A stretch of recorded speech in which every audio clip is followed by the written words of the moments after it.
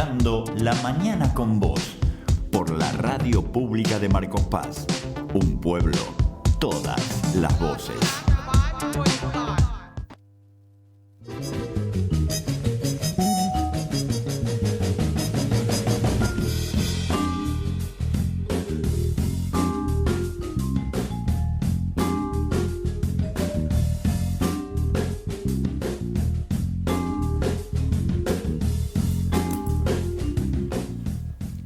Pasaron 40 minutos a las 10 de la mañana y usted está viendo, pero como esto también es radio, comentamos que estamos con Emilio Modesto Guerrero, nuestro director de la Agencia de Datos y Noticias, la página web, periodista, escritor.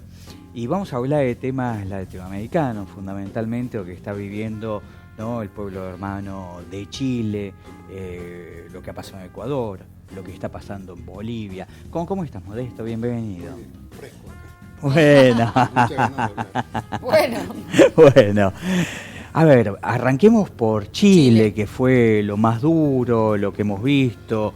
18 muertes por lo menos oficiales, 20, hasta ahora 20. Mucha gente torturada, una fuerza de seguridad. Estamos hablando de pasó mucho tiempo de la dictadura pinochetista, pues se mantiene de igual modo, brutales como en aquellos tiempos. ¿Cómo está la situación? ¿Cuál es tu opinión de lo que se está viviendo en Chile? ¿Cómo no? Para comprender Chile, metámoslo en un cuadrito que es mucho más complejo que Chile, sin el cual es difícil abordar el final del destino de lo que pasa en Chile. En este momento hablo del último mes. Hubo o registró en el mapa mundial 5 rebeliones de igual característica. Una se diferencia un poquito por el tema nacionalista. Todas las demás son iguales, incluida esa, la de Cataluña, donde comenzó por ser nacionalista y terminó por incluir demandas sociales económicas. Ya no con el FMI como protagonista, claro, sino con el Banco Europeo.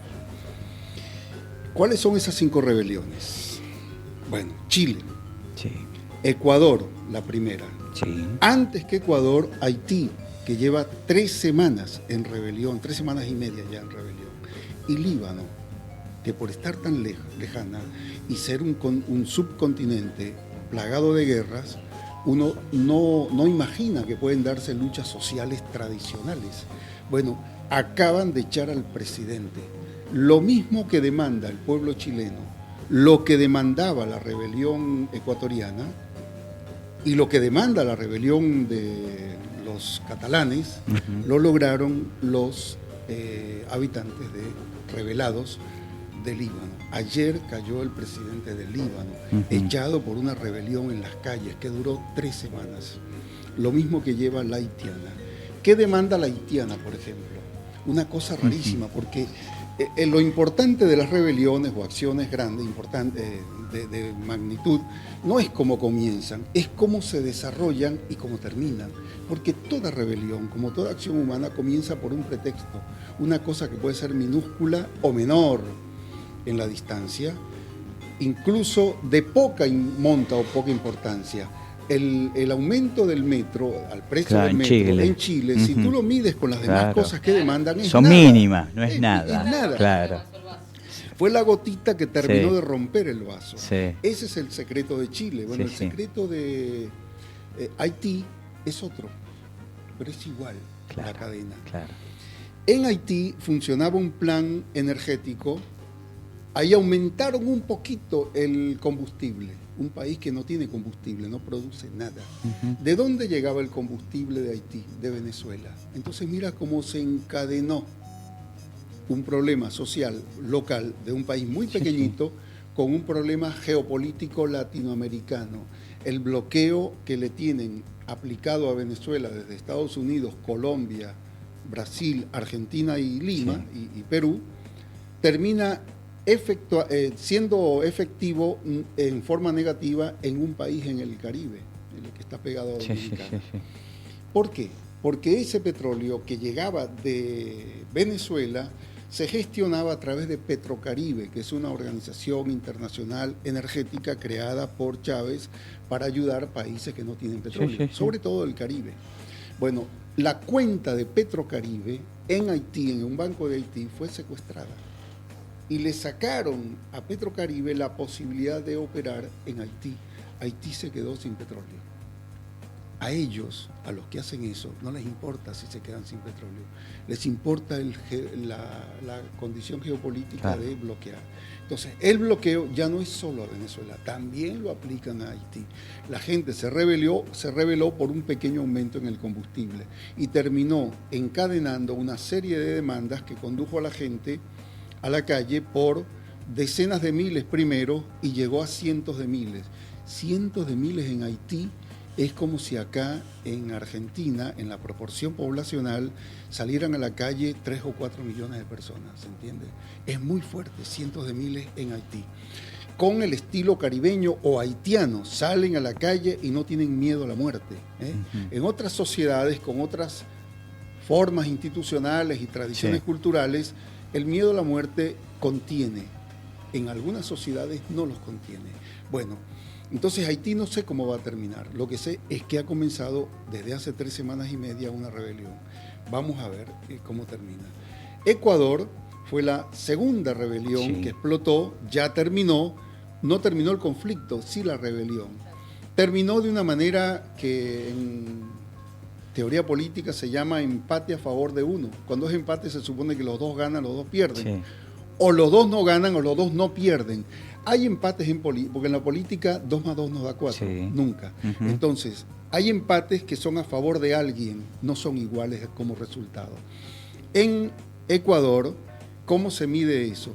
Que la fuerza del movimiento era tal y el poder, la potencia de la CONAIE que dirigía el movimiento es tal que el resultado tenía que ser a favor de la CONAIE y del pueblo que acompaña a la CONAIE, y no fue. Porque se levantó la medida, que era una medida pequeña al comienzo de la rebelión, pero todas las otras medidas quedaron iguales. Y 2, el gobierno que era de Lenín Moreno, que era lo que la gente pedía que se fuera, quedó igual.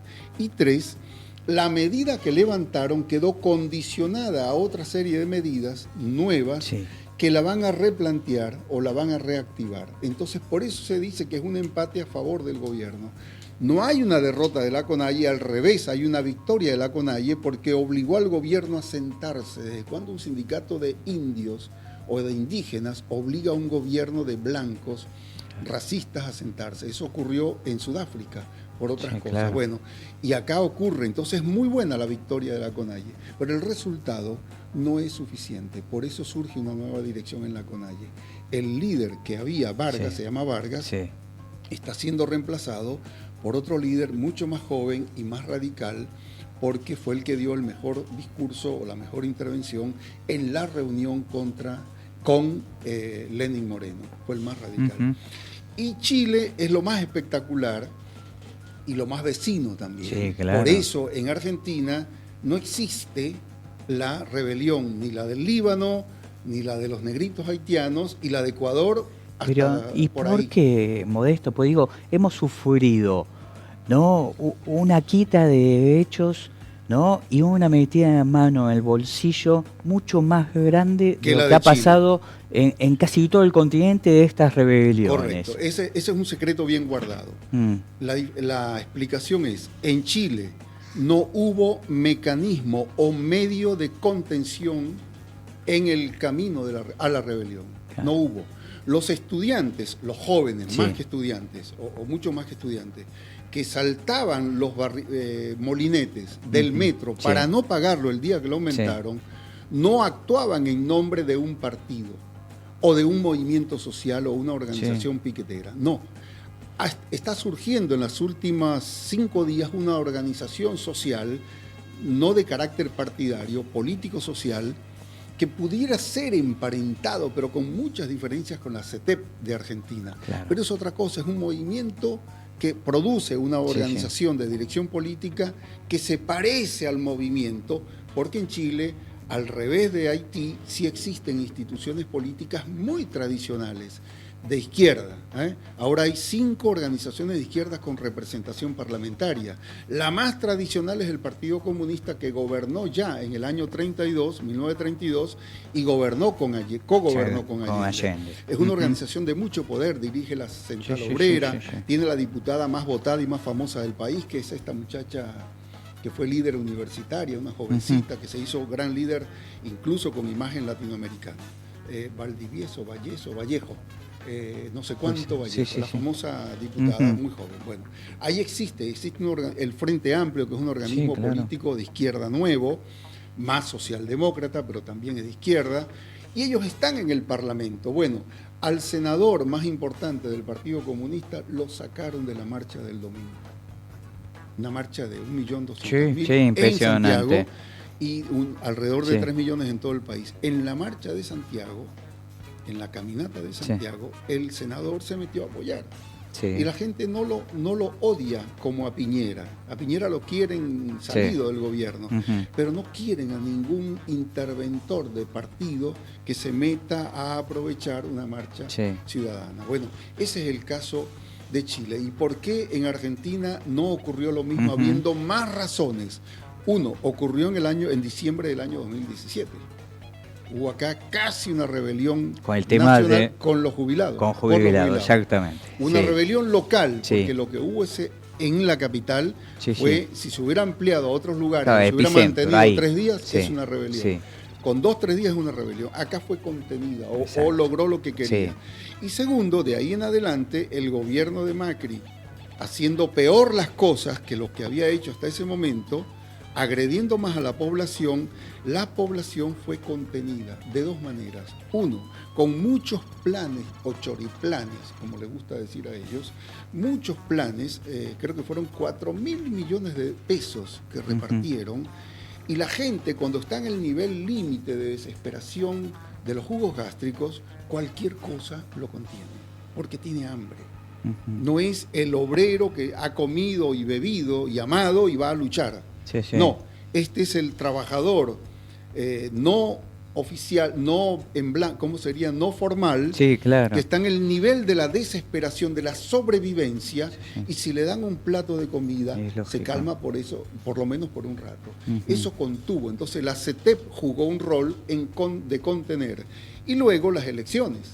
Acá había una salida por la política, que además el representante de esa salida política, que era Alberto Fernández, llamó a contener para que no hubiera un descalabro institucional en las elecciones. Algo que Macri quería porque le hubiera gustado, le hubiera servido. Para no entregar el poder se llama nuevas elecciones porque hay rebelión social. Bueno, eso no lo pudieron hacer en Chile, porque en Chile las elecciones son para 2 años y medio. Claro, falta. No tienen salida, por eso eso es, fíjate, es favorable a Piñera, pero es en contra de Piñera también al mismo tiempo. Igual digo, en Chile... Porque no tiene solución. La gente... cambiaron 8 ministros. Eso te iba a decir. La gente siguió. Y aparte la gente está pidiendo por él. Claro. Cambió el plan económico, cambió algunas medidas, bajaron de 46 a 40 horas de trabajo por semana. Y el presidente sigue siendo la presa que quiere la gente. Ese es el secreto. Entonces, acá hay contención. ¿Y la gente va a lograr eso? ¿Cómo ves?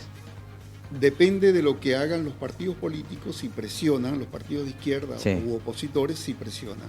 No los veo presionando. Yo veo la televisión chilena todos los días, no los veo presionando. 2, si se mantiene la rebelión. Toda rebelión puede agotarse, nadie lucha toda la vida. Si se agota, bueno, se agotará entonces la presión al presidente. También depende de lo que sea capaz de ceder, hasta dónde va a ceder, porque la gente que dice, nos diste varias reformas económicas, pero ¿de qué sirven? Si la jubilación sigue, el sistema de jubilación sigue siendo igual. Ustedes sabían que es el país con la tasa de mortalidad de ancianos más alta de América Latina. Y que si ustedes, América Latina es el continente más desigual, que no significa más pobre. Más desigual es cuando la concentración de la riqueza se amplió. Bueno, eso es América Latina. De los 10 países de 33 de América Latina que tienen más alta tasa de desigualdad, Chile está entre los 3 primeros. Escuchen bien. Haití, Paraguay, Chile, entre los 3 primeros. La pregunta es ¿por qué lo venden como modelito?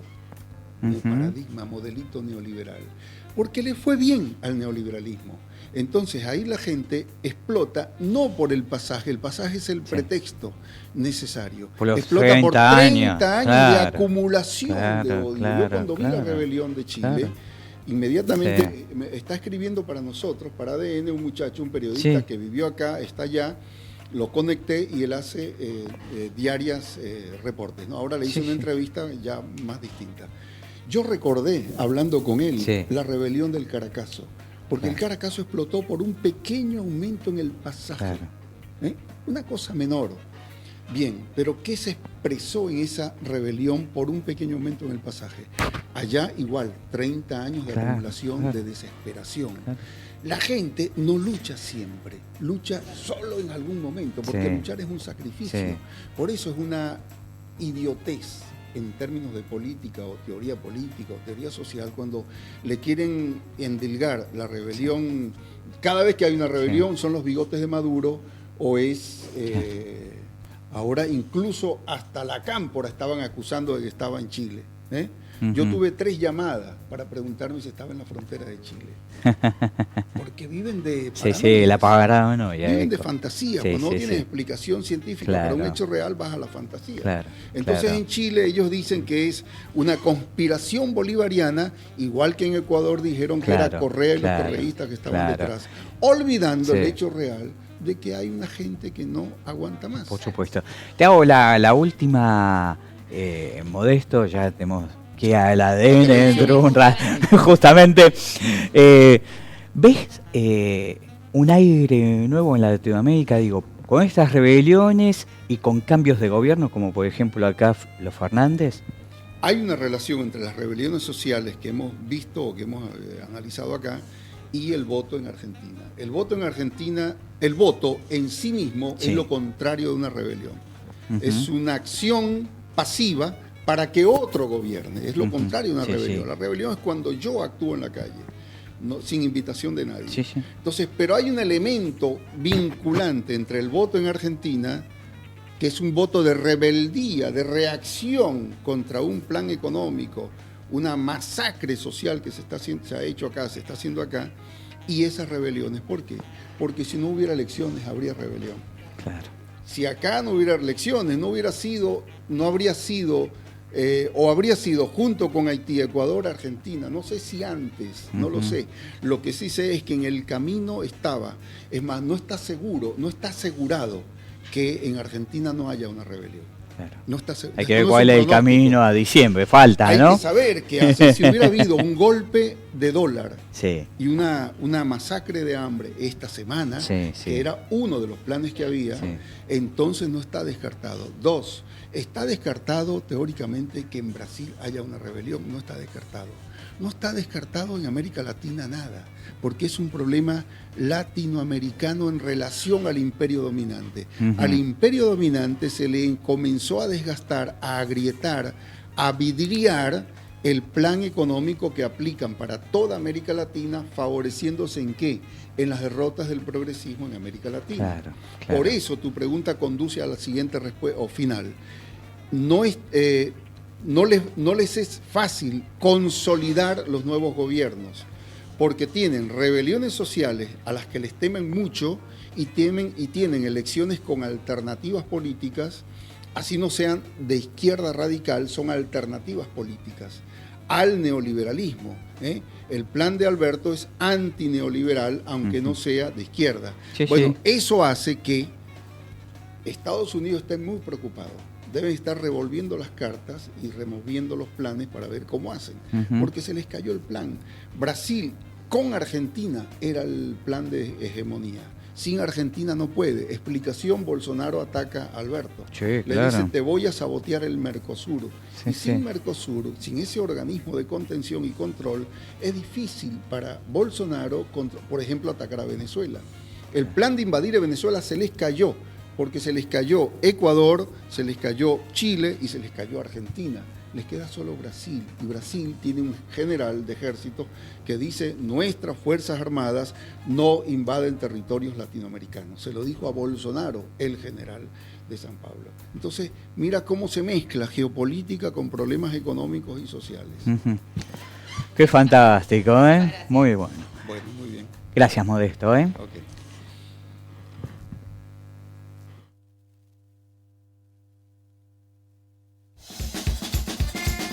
La Mañana con Vos. Seguinos en Facebook y escuchanos a través del www.radiopublica.marcospaz.gov.ar.